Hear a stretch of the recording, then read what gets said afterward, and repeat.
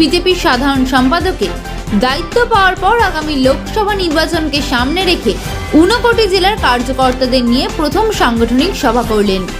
আগামী দিনে দলের সাংগঠনিক কর্মসূচি ও কর্মীদের ভূমিকা নিয়ে আলোচনা করা হয় এদিন। আমি ইতিমধ্যেই ত্রিপুরা প্রদেশ কমিটির সাধারণ সম্পাদক হিসেবে দায়িত্ব আমার উপর দেওয়া হয়েছে। আমি তার জন্য আমাদের সর্বভারতীয় সভাপতি মাননীয় শ্রী জেপি নাড্ডাজিকে আমি ধন্যবাদ জানাচ্ছি।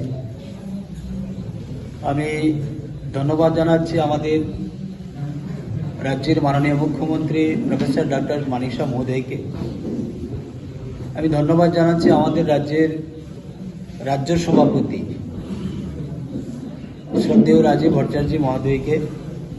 তাছাড়াও আমাদের যারা ঊর্ধ্বতন নেতৃত্ব রয়েছেন,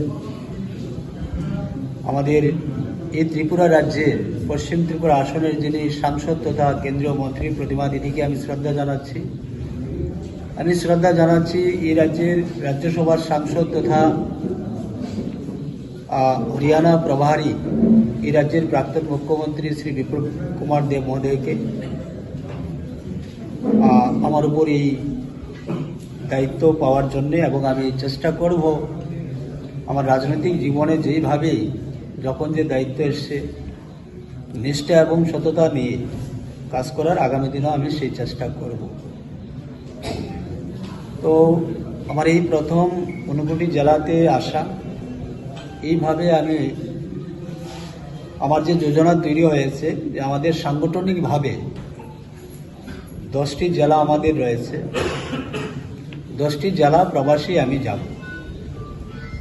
যেহেতু এই 59 ডিস্ট্রিক্ট এটা আমার হোম ডিস্ট্রিক্ট, আমি গত 11 দিনই এসছি আমার এই ডিস্ট্রিক্টে। আগে আমি আগরতলাতে ছিলাম, যার কারণে আমাদের মাননীয় জেলা সভাপতি এবং জেলা নেতৃত্বগণ যারা রয়েছেন ওনাদের ইচ্ছা অনুসারে আজকের এই সাংগঠনিক বৈঠকে আমি উপস্থিত হয়েছি।